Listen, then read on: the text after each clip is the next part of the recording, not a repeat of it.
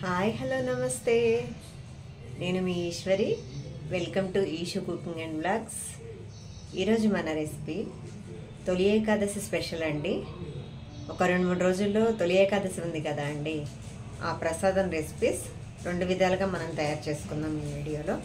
మరి వీడియోలోకి వెళ్ళిపోదామా? మరి తొలి ఏకాదశి ప్రసాదం రెసిపీస్ అండి. ఈ విధంగా 2 రకాలుగా మనము చేసుకోవచ్చు. కాన్ తోటి జొన్నలతోటి 2 విధాలుగా చేసుకోవచ్చు. అదే పిండితోటి మనము లడ్డూలు కూడా చేసుకోవచ్చు. అది మరి ఎలా తయారు చేసుకుందామో చూసేద్దాం. ఫస్ట్ స్టవ్ వెలిగించి ప్యాన్ పెట్టేసి 1 కప్పు పల్లీలు తీసుకోండి. మీరు ఏ కప్పు అయితే ఆ కప్పు, చిన్నదైతే చిన్నది, పెద్దదైతే పెద్దది. ఇలా ఫ్రై చేసేసుకోండి. ఈ విధంగా ఫ్రై చేసుకున్న తర్వాత దోరగా ఫ్రై చేసేసుకోండి, మాడకూడదండి. ఈ విధంగా ఫ్రై చేసేసుకొని ఒక బౌల్లోకి ట్రాన్స్ఫర్ చేసేసుకోండి. ఆ తర్వాత కొంచెం ఆయిల్ వేసేసి మీకు సరిపడా కాన్ తీసుకున్నానండి నేను 1 కప్పు.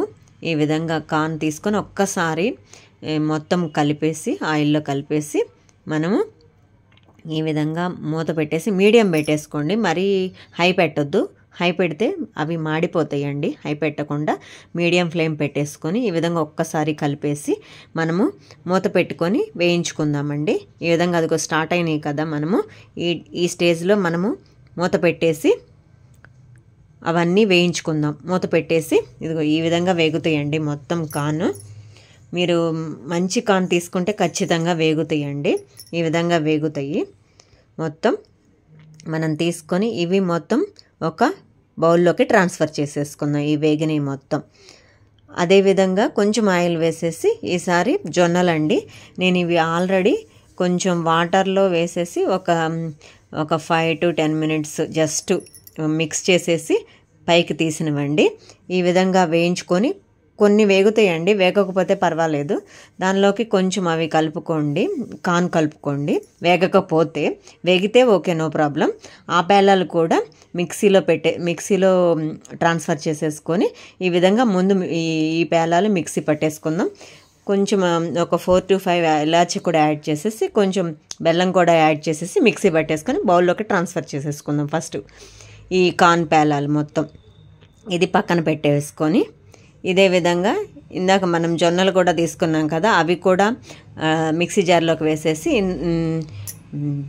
పల్లీలు, కొంచెం యాలకులు, 1.5 కప్ అండి. మీకు సరిపడా తీసుకోండి. బెల్లం మాత్రం మీరు తినేదాన్ని బట్టి, స్వీట్ని బట్టి అది కూడా వేసుకొని మిక్సీ పట్టేసుకొని ఇంకొక బౌల్లోకి ట్రాన్స్ఫర్ చేసేసుకోండి. ఈ విధంగా మొత్తం ఒక్కసారి మిక్స్ చేసేసుకోండి.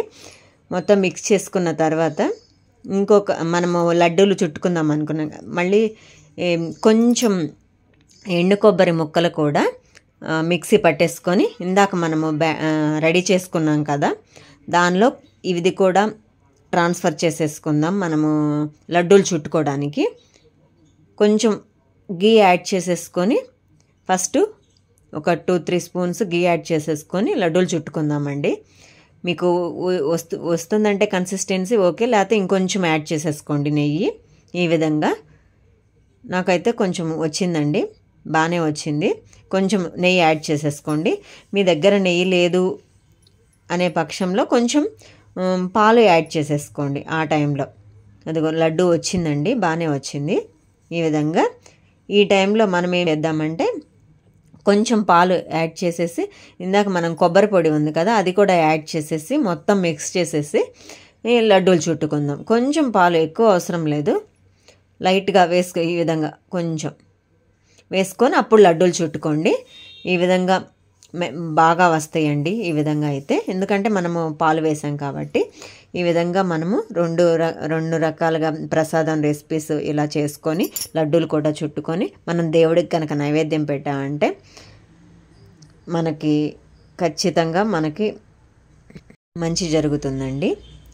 అదేవిధంగా వీటిని మనము లడ్డూలు అయితే ఒక 3 to 4 days ఉంచుకోవచ్చండి, స్టోర్ చేసుకోవచ్చు. పాలు కలిపాం కాబట్టి ఎక్కువ రోజులు ఉండవు. అదే నెయ్యి కనుక కలిపామంటే ఖచ్చితంగా ఒక 1 week ఖచ్చితంగా ఉంటాయండి. వీటిని ప్రసాదంగా పెట్టి మీరు కూడా ట్రై చేయండి. నా వీడియోస్ కనుక మీకు నచ్చినట్లయితే లైక్ చేయండి, షేర్ చేయండి, సబ్స్క్రైబ్ చేయండి అండ్ మీకు ఎలా కుదిరిందో కామెంట్ సెక్షన్లో షేర్ చేయండి.